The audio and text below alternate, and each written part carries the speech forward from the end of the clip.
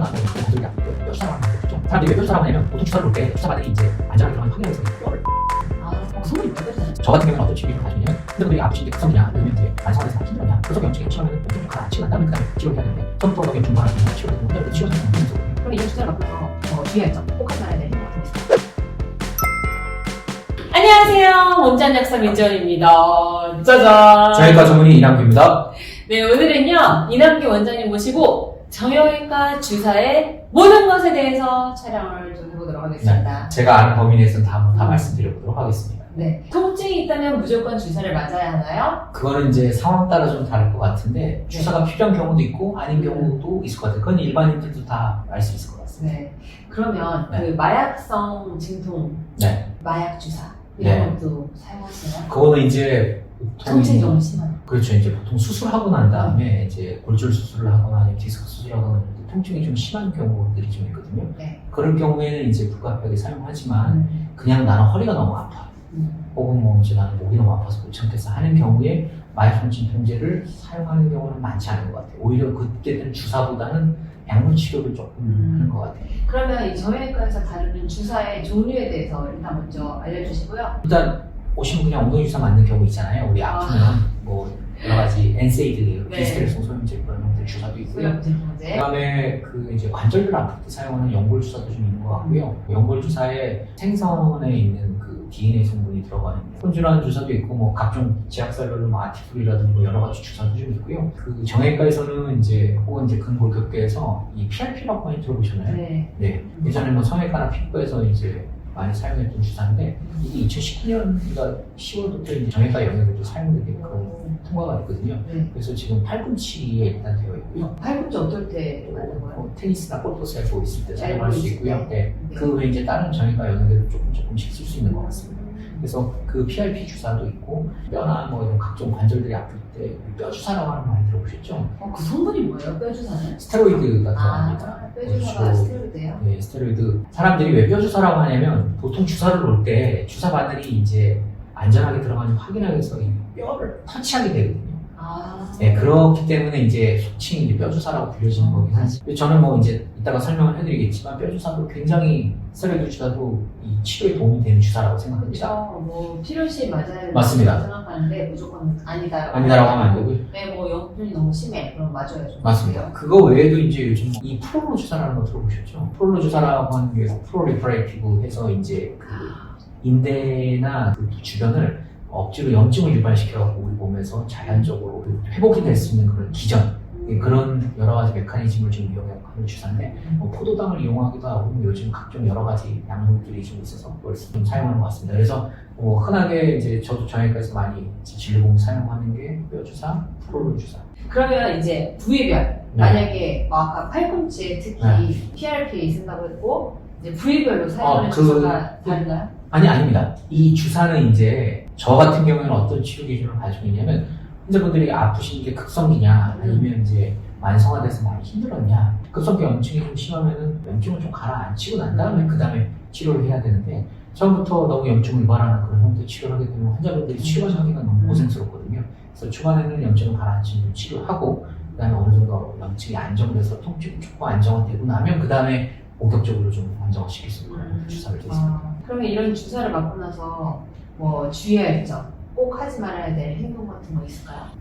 주의할 점이라고 좀 그런 게 이제 그 스테로이드 주사는 네. 혈관 되게 좋아지니까 팔꿈치 같은 경우에도 이제 우리 우유빛깔 나는 네. 그런 여러 가지 그 트리암시론이 섞여 있는 뼈 주사를 놓는데 그 주사를 맞으면 너무 바로 좋아지니까 이게 아 진짜 내가 팔꿈치가 다 낫지 않았나 생각을 해서 다시 또 무리하게 사용을 하시거나 무심코 사용하시는 경우가 있는데 그러다 보면은 이제 또 치료가 좀 잘못되는 경우도 있으니까 그건 좀 주의하시면 좋을 것 같고요.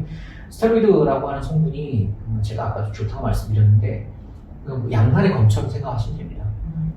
칼도 잘 쓰면 좋은 것처럼 이 스테로이드도 적절하게 잘 사용하면 너무 좋은데 이걸 좀 잘못 사용하면 문제가 되고 그 다음에 갈 때마다 사용하면 문제가 돼요. 그래서 의사들끼리는 이제 사용 횟수를 좀 줄인다든지 혹은 굿페이스 이런 것 때문에 맞습니다. 예. 스테로이드에 사용된 여러 가지 부작용들이 좀 일단 제일 흔한 게 이제 당이 올라가는 거죠. 네. 당 올라가고 체중이 늘 수도 있고요. 그리고 주사 맞은 부위에 뭐 피부가 탈색이 되는 경우도 있고 피부가 얇아지면서 뭐 이제 혈관이 좀 도드라지는 경우도 있고요. 그다음에 계속 주사를 맞다 보면 예전에 어떤 연예인 같은 경우 실제로 브릭스가 돼갖고 문제가 되는 경우도 있었고 여러 가지가 있었죠. 병원에 가면은 이제 주사 맞아야 돼요 해갖고 환자분들이 도대체 어떤 주사인지에 대해서 물어보지도 않고 맞으시는 분들 많거든요. 저 같은 경우는 이제 스테로이드 주사 같은 게 놓을 경우에는 꼭 환자분들한테 고지를 하거든요. 네. 왜냐면 이제 스테로이드 호르몬 자체가 특히 전 여자분들 같은 경우는 이게 여성 호르몬처럼 작동하기 때문에 약간 생리주기를 좀 교란시킬 수가 있어요. 한 번 맞았는데도. 그렇게 예민한 사람도 있습니다. 네. 그래서 비교적 생리주기가 규칙적인 사람들은 별 문제가 없지만 네. 생리주기가 불규칙했던 사람들은 좀 문제가 되는 경우도 있는 것 같아요. 그 다음에 요즘 이제 난임 때문에 힘들어하시는 분들이 있는데 시험관 준비하시는 네, 분들 그런 분들도 있는데 아기 가지기 전에 치료하시겠다고 하신 분들 같은 경우에 이제 아무래도 과배랑 같은 거 유도하다 보니까 생리주기가 불규칙한 경우인데 스테로이드를 사용했더니 정말 제가 열을 한번 먹은 적이 있습니다.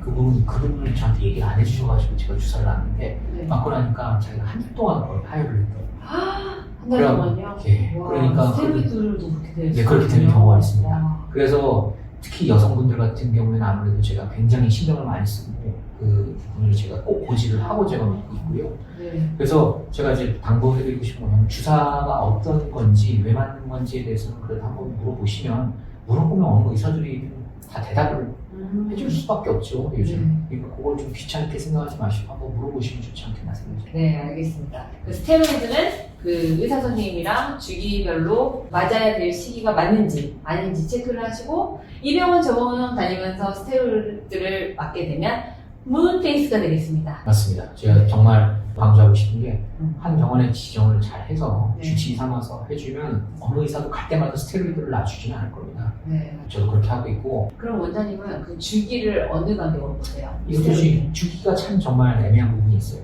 대략. 그래서 평균적으로 해서 스테로이드 주사를 일주일 간격으로 한 2번, 3번 이상 하면은 좀 안 될 것 같은데?